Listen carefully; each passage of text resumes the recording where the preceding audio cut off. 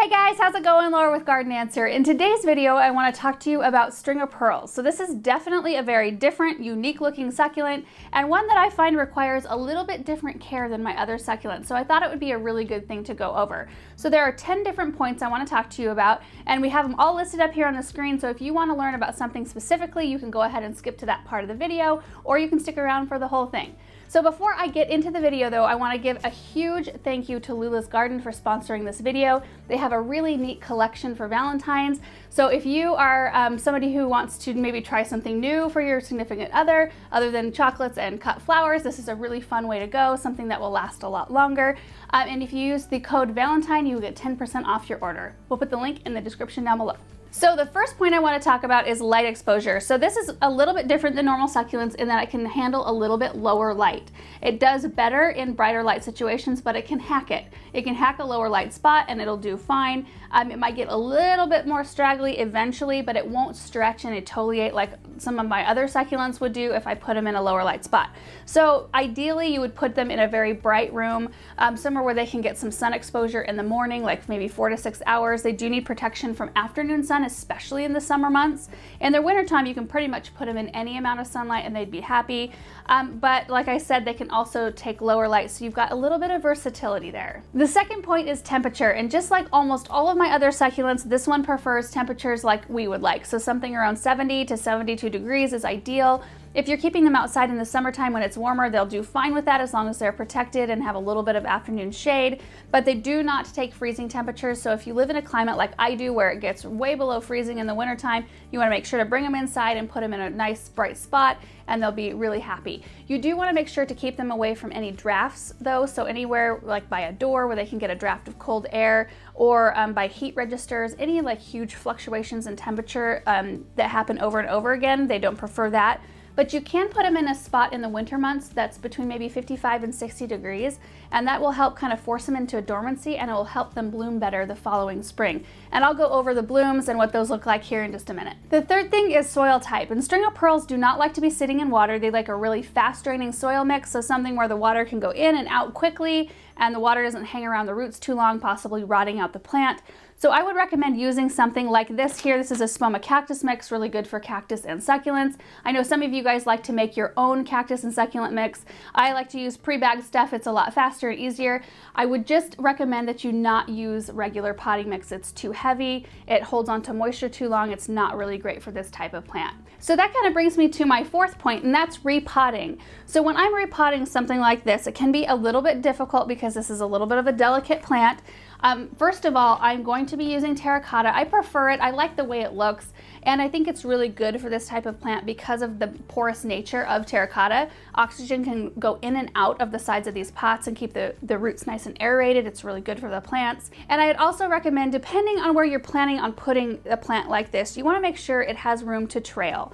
So you can see this is just a pot that's a freestanding pot that I can set on a surface, but it's going to go on a mantle where all of these little tendrils, these really pretty strings can go over the front of the mantle. So you just want to kind of keep that in mind. This is a really good candidate for like a hanging basket, somewhere where these can be free hanging and just kind of do their thing and look natural and beautiful. So I'm going to go ahead and repot this thing. The first thing I'm going to do is I'm going to gently pick up all the tendrils and put them on the top. I'm just going to drape them all on the top so they're kind of out of my way a little bit, and then in the end I'll flop them all back down. These type of plants do not need to be repotted very often. The only reason I'm doing it today is because I want to get it out of its plastic nursery pot and get it into something a little bit more decorative and nice looking. Otherwise, these can go several years without having to be repotted. You'll know it needs to be repotted if the plant just gets super, super thick. And you know, it's a good practice to check on your plants at least once a year. If you can get in there and kind of pop your plant out and look at the root system, that's a good tell for you to know when to repot. If it's really root bound looking and it needs more space down there, good idea to repot it then. It's also a good idea to repot it if it's looking pretty puny. Like if it's looking like it's just kind of, it needs a refresher, it might be time to kind of tear the plant apart, maybe propagate some, and I'll show you how to do that in a little bit. In fact, I'll show you in this pot here. So, you know, you may have to repot, tear it apart, and go down a size in pot, or if the plant is super, super thick, you might have to bump it up. So this plant is super healthy looking, so I bumped it up just slightly bigger than the size of pot it's in right now. you don't want to put it into something too big because it can shock the plant. And I don't know why that is. It's so weird that we can bring plants like this home and plant them outside and they do fine, but when it comes to repotting stuff, there are rules about how big you can go. So usually I'll just go one pot size bigger than its current pot right now. So the first thing I'm going to do is put a little bit of soil in the bottom of my pot. I can kind of judge based on the height of the pot right now that I'm going to need to put like an inch or two in the bottom so that it has something to rest on, so it's not super low in the pot. I put a little extra in there so I can work it up the sides a bit. It's a good idea with plants that are fragile like this one to get the pot as prepared as you possibly can. I know sometimes, you know, you just can't do that, but I try. So I'm just gonna work this up the sides of the pots, just kind of like smashing the soil against the edge so I don't have to backfill as much. That way I don't have to mess with the plant very much. And I find the best way to get these out of the pot without wrecking it is to cut them out. So I've got exposed pot back here. I'm going to take my clippers and just cut down the side of the pot, maybe in a couple of spots, and try to just kind of peel the pot away so that I'm just handling the plant from its root ball. And this is a really good idea to do with like donkey tail sedum or even cactus. That's how I repot a lot of cactus. I never even touch the cactus. I just touch the soil around it. So we'll see how this goes.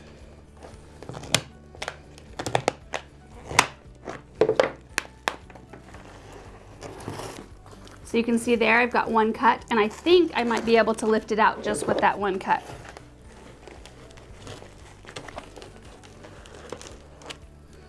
Yep. See, it came out pretty good. So you can see that this plant did not need to be repotted at this point because its root system is not super developed. It's healthy looking. Lots of little healthy roots, but it's not root bound. It definitely did not go very far down in the pot. So what I'm gonna do, since this plant is so healthy, there's no bugs on it, I'm just gonna use the soil that's in here to raise the level in my pot, because I only originally put about an inch in there thinking that this whole thing would come out, and it didn't. So we need to raise that soil level so that this will sit at the right level in the pot. So that's what the inside of the pot looks like. You can see the soil that I worked up the sides, so hopefully I don't have to backfill a ton. And I'm just gonna set this inside. So now I'm just gonna work on getting some extra soil in around the root ball. We wanna make sure that there's no extra air, there's no air pockets, that it's all packed in really nice and tight.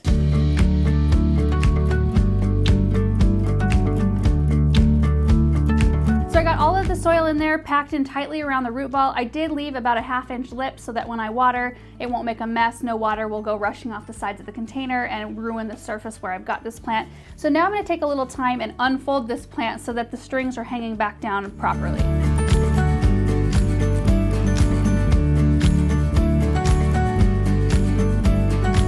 So I think that's a pretty painless way of repotting, and I only lost a few little pearls, which is pretty good, I think. The 5th point is watering, and this is an area, in my experience anyway, where I feel like this succulent requires a little bit different care than my other ones, because it likes to be kept lightly moist during its growing season, which is spring through fall. And that might be different for you depending on where you live, what your climate is like, if you have humidity. We live in a very dry climate, so I find that I'm watering mine a little bit more often than I do my other succulents. So I check mine at least once a week, and it gets water about once a week. So it doesn't matter if the little top layer of soil dries out a little bit. In fact, that's okay, but you just want to make sure that the whole pot itself doesn't get bone dry. You don't want it to get so dry that these little pearls start to get shriveled up and flat, and that's a really good sign that it's not getting enough water. You can cut back on water in the winter months. So if you're putting it in an area that's cooler temperature to like kind of force its dormancy, make sure to cut back on the water, and that again will help it kick it into bloom for next spring. And when you're watering, that actually brings me to my 6th point, and that is to not forget to fertilize. So string of pearls likes to be fertilized about once a month through its growing season, and again, those are the spring through fall months. And every guide that I have read says to use a fertilizer at half strength, and I have to say that I disagree with that just because I never knew that, and I've been using full strength fertilizer for years with really great luck. In fact, this is the one I've been using. This is Espoma cactus and succulent food, and it's just a really good idea to use that through the growing season because it will create a really nice full lush plant. Now this is a concentrate, so obviously you're not just pouring it right over the top of the plant. You're going to be pouring the fertilizer into some water, mixing it up, and then pouring it in. And the 7th point is how to get this plant to flower. And I've already kind of covered that when I talked about temperature and watering, but you want to make sure in the winter months to put it in an area where it stays about 55 to 60 and then cut back on the water, and that will help force the plant into bloom. So usually you see blooms toward the end of winter, beginning of spring, and they're really quite neat looking little brush-like, like little white cotton ball brush-like looking blooms, and they have a really distinct smell. So they have like a clove, cinnamony, vanilla kind of smell. Some people think that they're unattractive. I think it's always fun to see an unusual and different looking flower. And the 8th point is pruning, and this plant really is low maintenance. It doesn't require a ton of work or effort on your part to keep it looking nice, but occasionally you might want to trim up the little strings on the side. They might get a little bit leggy and a little long. You can go in with your pruners and just cut them to a level where you like it. In fact, that might help the plant if it's starting to look a little straggly and thin on the top. It'll help encourage more growth and make the plant thicker up here.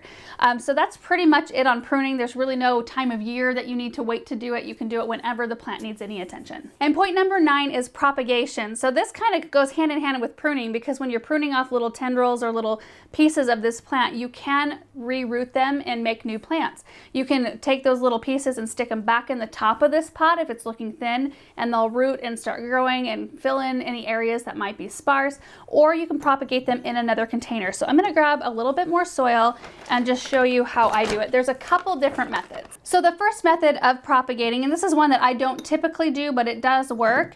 If you've got a long stem, so something like this right here, you can see all of the little pearls coming off of this branch. Where the pearls connect to the branch, that's called a node, and that's where the roots typically form. So what you can do is you can take this whole stem and you can lay it right on top of the soil like this and just kind of push it down in there, and then just lightly mist that soil and make sure it doesn't dry completely out, and eventually that little stem will root and take off. The way that I typically do it though is I'll take a cutting and put a stem down in the soil. That way it's anchored a little bit better. So to do that, I'm just going to remove some of these little pearls. You do have to be a little careful because these are fragile. But I just want, 3 inches or so of stem like that. And I'll just make a little hole.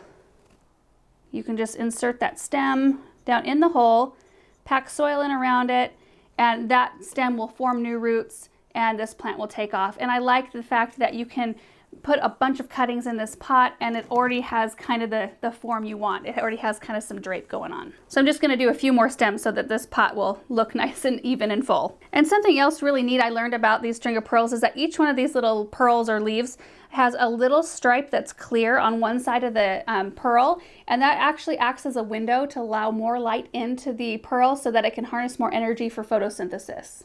I think it's really cool how nature does its thing. So I used both methods in this one. I used the stem method where I poked the stem down in the soil for the ones that are hanging off the side of the pot, and then I twirled a couple around the top of the soil just for fun, so I had an example of both, and they'll both root and start growing and take off. And the 10th point is toxicity, and this is not a care tip, but I think it's important to note, especially now that we brought our brand new baby Benjamin home. I'm a little bit more honed in, keyed in on stuff like that.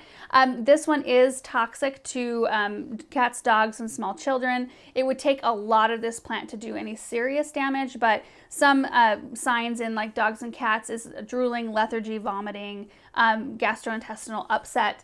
So it's just a good idea to keep this plant up high where small children and cats and dogs will stay away from it. So that's pretty much it, you guys. I hope that these care points were helpful to you. I just really enjoy taking care of this type of plant because they're so low maintenance and giving and very versatile. A real gem if you can get your hands on one. And again, a huge thank you to Lula's Garden for sponsoring this video, and we will see all of you guys in the next one. Bye.